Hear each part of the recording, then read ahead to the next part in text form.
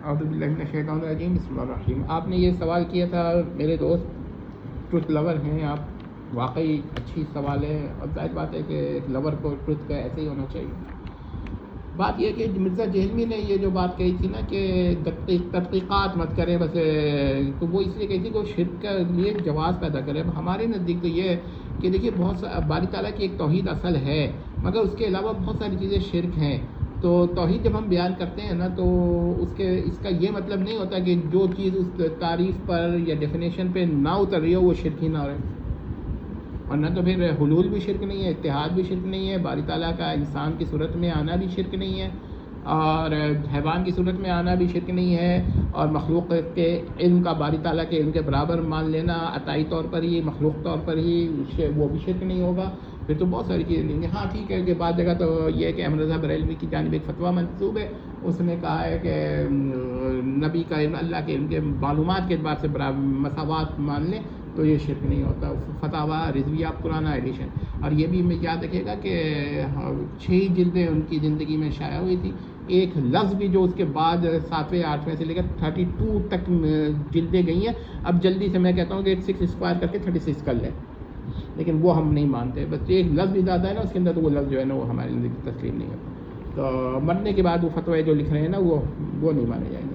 تو بہرحال میں نے آپ کو یہ بتایا کہ کہیں وہ مسئلے ہوتے ہیں کہ آپ شرک کی ڈیفینیشن کو بند کرتے ہیں، آپ شرک کی ڈیفینیشن کو ذاتی اور عطائی میں بند کرتے ہیں، آپ شرک کی ڈیفینیشن کو کیا کہتے ہیں مخلوق اور غیر مخلوق کے اندر بند کر دیتے ہیں کہ یہ صرف باری تعالیٰ کے لیے غیر مخلوق طور پر، وہ مخلوق کے طور پر، یا کیا کہتے ہیں یہ قدیم اور غیر قدیم میں بند کرتے ہیں۔ تو اس میں مسائل پیدا ہوتے رہتے ہیں، یہ سوال ہے۔ تو ہم یہ کہتے ہیں کہ باری تعالیٰ کی ایک بنیادی توحید، اس کی توحید کی ڈیفینیشن دیجیے، اور اس کے بعد یہ کہیے کہ یہی عقائد دلائل سے شرک ہوتے جا رہے ہیں۔ تو یہ جو دلائل سے شرک ہوتے جا رہے ہیں نا، جو میں نے 31 بیان کیا، 32 بیان کیا، ان کو بھی آپ شرک مانیں تو ہم یہ کہیں گے کہ ایسی ڈیفینیشن بہت مشکل ہوتی ہے جس کے اندر اتنی زیادہ چیزیں شرک ہو جائیں، لیکن جب آپ باری تعالیٰ کا ذکر کر رہے ہیں تو اس میں ڈیفینیشن میں یہ نہیں ہوگا۔ مثال کے طور پر آپ یہ کہتے ہیں فلاں مخلوق باری تعالیٰ کی قدرت سے باہر ہے، یہ بھی شرک کا عقیدہ ہے، لیکن وہ تو اس مخلوق سے قدرت سے باہر کر رہا ہے، نہ مستحق العبادہ مان رہا ہے اور نہ وہ کیا کہتے ہیں اس کو واجب الوجود ماننے سے بھی کر رہا ہے، باری تعالیٰ کی قدرت سے باہر ہو گیا۔ وہ کیسے ہو گیا، کیا ہو گیا، یہ بحث نہیں ہے۔ ایسا محال عقلی ہے نہیں ہے، بحث اس سے نہیں۔ اسی طرح کوئی کہتا ہے کہ ایسا پتھر ہے جو باری تعالیٰ نہیں اس کو اٹھا پا رہا، ایسا پتھر بنا گیا، وہ یہ بھی محال عقلی ہے پتھر، لیکن اگر کوئی قائل ہے تو وہ مشرک ہے، کیونکہ وہ باری تعالیٰ کی قدرت سے بڑھ کے ایک چیز کو مان رہا ہے۔ تو آپ نے ذرا یہ دیکھیے گا کہ شرک کی تعریف کیا ہے۔ تو دیکھیے شرک کی تعریف تو بیسیکلی یہی ہے کہ ہر وہ صفت جو باری تعالیٰ کے لیے ثابت ہے اور جس اعتبار سے مخصوص ہے، اس اعتبار سے غیر اللہ کے لیے اس کو اعتقاد کرنا جو ہے وہ شرک ہے۔ لیکن کوئی ذاتی کے اعتبار سے، کوئی قدیم کے اعتبار سے، کوئی اپنے نفس کے اعتبار سے، ضروری نہیں کہ باری تعالیٰ کی صفت ذاتی ہی کے طور پہ ثابت ہو سکتا ہے صفت فعلی اور صفت اضافی بھی ہو، کیونکہ باری تعالیٰ کی صفات ذاتی فعلی اضافی پر ہے، سمجھ رہے ہیں بات کو۔ تو صفت اضافی بھی باری تعالیٰ کے ساتھ اگر مخصوص ہے نا اپنے نفس کے اعتبار سے، تو وہ غیر اللہ پہ محال عقلی ہے اور غیر مقدور ہے۔ اب یہ تخصیص ہے نا، اب اس پہ بعد دفعہ ایسا ہوتا ہے کہ ایک صفت یہ تو عقلی ہے کہ جو صفت باری تعالیٰ کے لیے مخصوص ہے وہ غیر اللہ پہ محال عقلی ہے، لیکن یہ بعد دفعہ دلیل شرعی ہو جاتی ہے اس پہ کہ یہ صفت باری تعالیٰ کے لیے مخصوص ہے کہ نہیں۔ تو یہاں پر یہ عقلی اور شرعی کا ہوتا ہے۔ جو لوگ کہتے ہیں نا کہ شرک صرف عقلیات میں محدود ہے یا محصور ہے، تو ان کو یہ مسائل ہوتے ہیں۔ پھر وہ پتہ ہے وہ کیا کہیں گے، وہ کہیں گے کہ حلول کا عقیدہ شرک نہیں ہے، اتحاد کا عقیدہ شرک نہیں ہے۔ وہ یہ مجبور ہو جائیں گے کہنے کو یہ کہ انسان کسی کا عقیدہ ہو کہ جیسے ہندونوت میں سے ہے کہ خدا جو ہے انسان کی صورت میں ہی نہیں، جانور کی صورت میں، اور ایسے سے جانوروں کی صورت میں جو سیمی ہیومن ہو کہ آدھا انسان آدھا مچھلی، تو ایسی صورتوں میں جو آ جاتا ہے پھر وہ کہیں گے شرکی نہیں ہے، یہ کفر ہو سکتا ہے، شرکی نہیں ہو سکتا ہے۔ لیکن تو پھر آپ دیکھیں ایسے لوگوں کا ساتھ کیا ہم کہہ سکتے ہیں، صرف یہ کیوں بنے ہیں کہ انہوں نے ایک خاص طرح کی ڈیفینیشن دینی چاہیے شرک کی اور توحید کی، اور اس ڈیفینیشن جو نہیں اتر رہا ہے اس کو شرک نہیں مان رہے وہ، حالانکہ وہ شرک ہے۔ تو اس کا مطلب یہ ہوگا ان کی ڈیفینیشن میں پرابلم ہے، انہوں نے شرک میں وسعت ہے، اس کے اندر بہت سارے عقائد اس میں داخل ہیں جو کیا کہتے ہیں جس کو وہ ڈیفینیشن سے باہر ہیں، تو لہٰذا وہ شرک ہونے کو انکار کر رہے تھے، حالانکہ اسی بھی کہہ رہے کفر ہے کفر ہے کفر ہے۔ بھائی کفر ہوئے یا نہیں ہے ہمیں اس سے بحث نہیں ہے، پہلے تو یہ کہ شرک ہے کہ نہیں ہے، پھر کفر تو ہوگا۔ تو کسی کفر کو جو یقینی طور پہ شرک ہو اس کو شرک نہ ماننا صرف کفر ماننا، یہ بھی بعض صورتوں میں کفر ہو جاتا ہے، اور یہاں پہ ہے. تو میں نے اتنی مثالیں دی ہیں، تو یعنی کہ کسی مخلوق کو آپ نامحدود مان لینا یہ شرک ہے، کفر ہے. سمجھ رہے ہیں بات کو؟ لیکن وہ کہیں گے نہیں نہیں نہیں نہیں نہیں نہیں صرف ذاتی عطائی میں بند ہے، جی ذاتی عطائی میں بند ہے. وہ اچھڑوی صاحب کہتے ہیں کہ صرف 4 عقیدے کے غیر اللہ کے لیے حیات دائمہ ماننا وہ شرک ہے، اور وہ ذاتی عطائی میں نہیں چلتا، اور واجب الوجود ماننا یہ ذاتی عطائی میں قدیم ماننا، اور ایسی خالق ماننا اس طرح کرتے ہیں. تو بھائی خالق پہ تو وہ بھی شرک نہیں مان رہے ہوتے. عمر اچھڑوی کہہ رہا ہوں، احمد یار صاحب جو ہے عمر اچھڑوی تو خالق بھی نہیں پہ شرک نہیں مان رہے ہوتے. ہمارے نزدیک بھی سوال پیدا ہوتا ہے کہ یہ شرک ہے، نہیں تو ہم شرک کہہ رہے ہیں، اس کو صرف کفر کہنے اور کہیں کہ کفر ہے، کفر غیر شرک ہے، تو اس پر بھی ہم کفر شرک کا فتویٰ دے رہے ہیں. تو یاد رکھیے گا 31 کے قریب دیا ہے، اب جب گن لیجیے گا آپ خود ہی کہ میں نے کیوں دیا یہ اتنا زیادہ. یہ میں نے اس لیے دیا ہے کہ آپ لوگوں کو پتہ چلے کہ اس طرح جو لوگ کھیل کرتے ہیں یہ لوگ، کہ دیکھیے اب آپ دیکھیں نا تفتزانی کیا کہتے ہیں کہ شرک جو ہے نا غیر اللہ کو مستحق العبادہ اور غیر اللہ کو واجب وجود ماننا شرک ہے. ٹھیک ہے، اب اس پر آپ کہیے نا کہ بھائی ایک شخص جو ہے کسی غیر اللہ پہ صرف ایک ذرے کا علم ذات، صرف کا لفظ یاد رکھیے گا حسر کے ساتھ ہے، صرف ایک ذرے کا علم ذاتی مان رہا ہے. آپ کہیں گے کفر شرک ہے، ہم کہیں گے اچھا تو ایک ذرے کے علم ذاتی سے تو الہ ہونا ثابت نہیں ہوتا، اور یہ ایک ذرے کا علم ذاتی تو باری تعالیٰ پہ محال عقلی ہے، کیونکہ اس کا علم تو لامحدود ہے. تو لامحدود اگر وہ اس کا مطلب جہل بھی لازم آ رہا ہے، وہ جہل لازم ہونا الگ بحث ہے، وہ ٹھیک ہے جہل لازم آ رہا ہے، یہ شرک ہے. یہ بات ہے کہ جہل ہے، عین جہل ہے تب بھی شرک.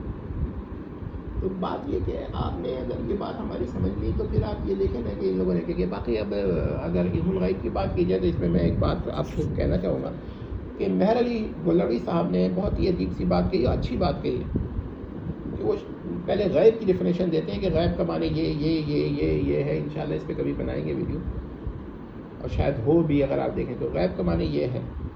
اب وہ کہتے ہیں علم کی وہ تقسیم نہیں کر رہے ذاتی عطائی میں، وہ کہہ رہے ہیں کہ یہ اگر غیب کا معنی ہے نا تو اس کے لیے آپ اس کا علم ثابت کرنا غیر اللہ کے لیے کفر و شرک ہے خواہ ذاتی طور. اب یہاں سے ہم یہ کہتے ہیں کہ غیب اضافی جس کا وہ کہہ رہے ہیں نا اس کے لیے احمد صاحب ذاتی اور عطائی کا تو تقسیم کر سکتے ہیں، لیکن یہ جو غیب ہے نا جس کا مہر علی صاحب نے کہا اس کی ذاتی اور عطائی میں تقسیم اس کے علم کی نہیں ہو سکتی.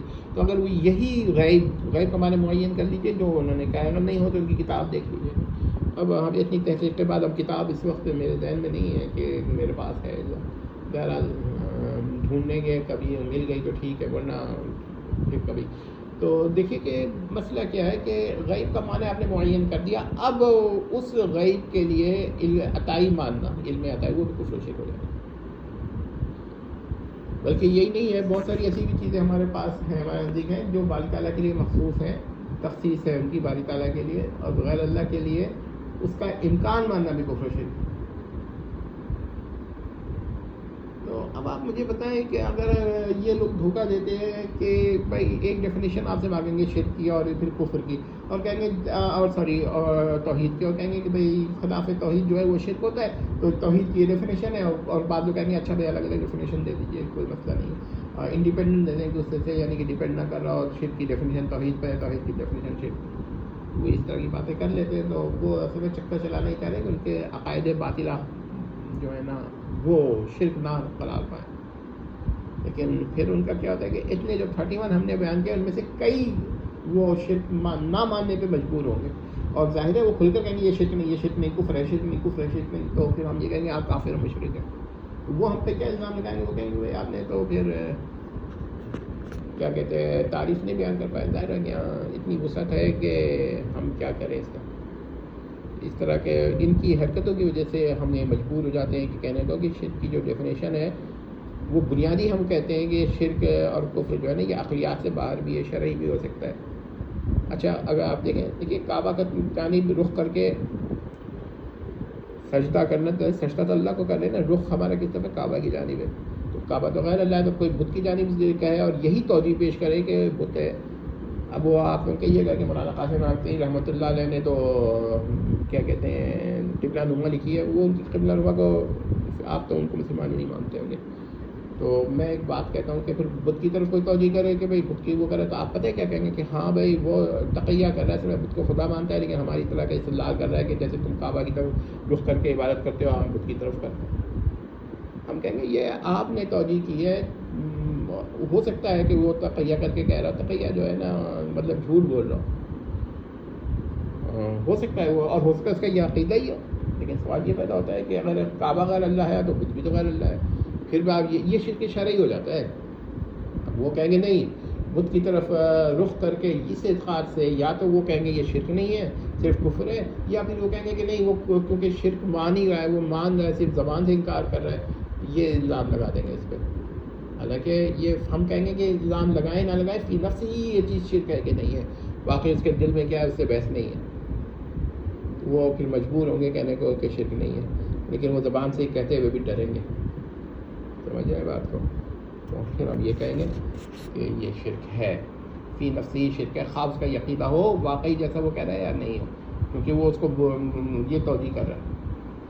اور پھر یہ لوگ بتوں کا پوجا جو ہے اس کو بھی شرک کہنا مشکل ہی ہوگا، کیونکہ وہ یہ کہیں گے کہ بت کے لیے تو وہ کیا کہتے ہیں موم بتی گھماتے ہیں، اس کے لیے کوتے خدا کے لیے تو آپ موم بتی نہیں گھما سکتا. بھائی اس پہ اس ایک یاد آیا کہ چھوچھویں کی کتاب میں نے پڑھا تھا کہ اس نے کہا بھائی یہ قبر قبور کی جو طواف ہے یہ شرک ہو جاتا ہے اس کو یا اس کے، تو وہ کہتا ہے کہ کوئی خدا کی قبر ہے اور خدا کی قبر ہوتی اور ولی کی ہوتی پھر شرک ہوتا، ورنہ خدا تو قبر سے پاک ہے، تو پھر اس کے پھر شرک نہ. یہ عقیدے ہیں. تو یاد رکھیے گا کہ اگر آپ شرک کے لیے یہ کرنا چاہیں گے نا کہ صرف ایک لگی بدی تعریف کر دیں گے تو اس سے چند اقسام نکل جائیں گی، باقی اقسام کو آپ مجبور ہو جائیں گے کہ یہ شرک نہیں ہے کہنے کا. تو یہی وجہ ہے کہ ہم یہ کہتے ہیں کہ بنیادی ہم تعریف کرتے ہیں توحید کی، لیکن اس کے بعد کہتے ہیں اور بھی چیزیں شرک ہیں اور وہ ہم دلائل سے دیکھیں گے. یہ ہے جواب اس کا. امید کرتے ہیں کہ آپ کو بات سمجھ میں آ گئی ہوگی. والسلام.